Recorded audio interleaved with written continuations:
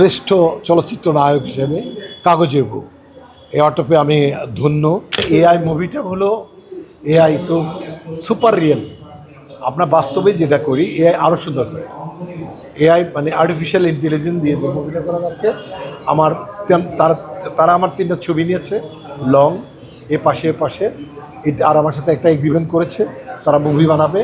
আমার আর্টিস্টকে সব আমাকে জানাচ্ছে, তো তারা স্টার্ট করার আগে আমাকে বলতে না করেছে, তো আমি না পেরে লোভ সামলাতে পারিনি, অফ দ্য রেকর্ড, বাট কোনো ডিরেক্টরের নাম আমি ডিসক্লোজ করছি না। এআই দিয়ে তৈরি সিনেমাতে অভিনয় করলে শিল্পীদের মান কমে যাওয়ার সম্ভাবনা কি রয়েছে? কোনো পসিবিলিটি নাই।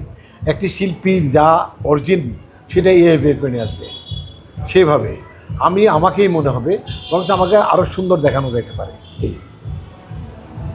এটা কতটুকু বাস্তবসম্মত এবং কতটুকু দর্শকপ্রিয়তা পেতে পারে সিনেমার ক্ষেত্রে? এটা সিনেমার ক্ষেত্রে পাবে এই জন্য যে এটা এত অল্প খরচে খুব বড় ক্যাম্পেনের মুভি বানানো যাবে এবং সুপার রিয়েল।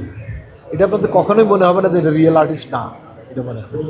সিনেমা বানানোর ক্ষেত্রে অনেক কলা কৌশল যুক্ত থাকে, সেক্ষেত্রে এই সিনেমা দিলেও তো অনেক কাজ কমে যাবে, হয়ে যাবে না। ওনারা প্রত্যেকেই কিন্তু পেমেন্ট পাবে, ওনারা অংশগ্রহণ করবে, যারা মা বাবা ভাই বোন প্রত্যেকেই অ্যাক্টিং করবে।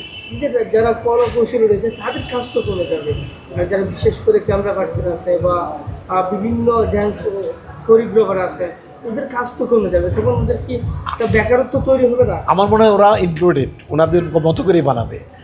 কোরিওগ্রাফার যখন নাচের কাজটা করবে তখন কোরিওগ্রাফার তাকে পেমেন্ট করবে, প্রত্যেকেই আসলে কাজ করবে।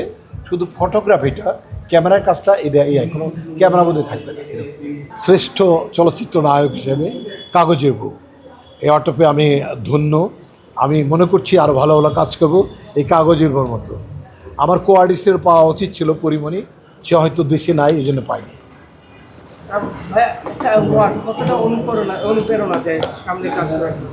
খুব কমিটমেন্ট তৈরি করে, হাতে নেই মনে হচ্ছে যে আরেকটা কাগজের বউর মতো অভিনয় করব, যেখানে আরেকটা অর্থ। গত ঈদে ঈদুল আজহা সিনেমাগুলো দেখা হয়েছে কিনা?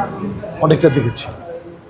সাকিবের যে সিনেমাটা পাইরেসি হয়ে গেছে, এটা নিয়ে আলোচনা হচ্ছে, আসলে এই বিষয়ে আপনাদের চলচ্চিত্র সমিতি কোনো পদক্ষেপ নিয়েছেন কিনা বা বিবৃতি দিয়েছে কিনা? বা আমাদের কাছে আমরা শুধু অনলাইনে দেখেছি, সামাজিক মাধ্যমে দেখেছি, বাট আমাদের একদম লিখিত আসে নাই, কোনো কমপ্লেন আসে নাই। এবং প্রায় সেটা যে কীভাবে হয়েছে সেটা আমি বুঝতে পারছি না, কারণ এখানে তো ধরেন একটা কন্টেন্ট যদি ইউটিউবে দিয়ে দেন, এটার সাথে লক করা যায়, তো লক করা যায় না, লক করা যায়। ভাই, আপনাকে আমরা এই মুহূর্তে বলতে পারি আপনি একজন চলচ্চিত্র সমিতি সেটার অভিভাবক বা বর্তমান যে ঈদের সিনেমাগুলো আসছে একটু জনপ্রিয়তা পাচ্ছে, যে জনপ্রিয়তা সিনেমা দর্শকদের ধরে রাখার জন্য শুধু কি ঈদের সিনেমা নিয়ে আসলে কি এই সিনেমার যে দর্শক ধরে রাখা যাবে, নাকি ঈদের পরবর্তী কোনো পরিকল্পনা রয়েছে কিনা, আসতেছে না কেন একটু বলবেন? এটা আমি মনে করি যে একটা অস্থির পাখির মতো সবাই ঈদটাকে টার্গেট করে, বাকি বছর পার হবে না, বাকি বছর চলচ্চিত্র দেখবে না মানুষ। আমার মনে হয় বারো মানুষের জন্য কাজ করা উচিত, এবং বড় বড় স্টার শিল্পী যারা আছে, তাদের দর্শক আছে, তারা ঈদ ছাড়া অন্য দিনে তাদের মুভি রিলিজ করা উচিত।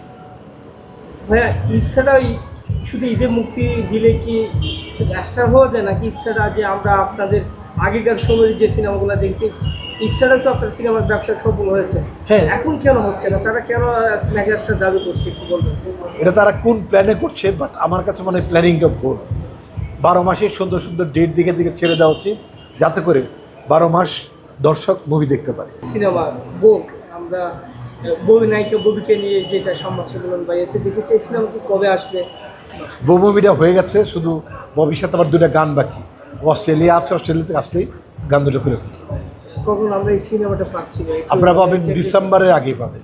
এটা কি ঈদ কেন্দ্রিক না দিয়ে? না, আমরা আমরা ঈদ লাগবে না আমাদের কাছে। আমার কাছে মনে হচ্ছে যে আমাদের মুভি, আমাদের দর্শক আল্লাহর মধ্যে দেখবে। ওয়ালটন আবারও মিলিনিয়ার অফারে ওয়ালটন ফ্রিজ কিনে আপনিও হয়ে যেতে পারেন মিলিয়নিয়ার। মিলিনিয়ার ছড়াছড়ি দেশ জুড়ে, এটা শুধু ওয়ালটেনই পারে।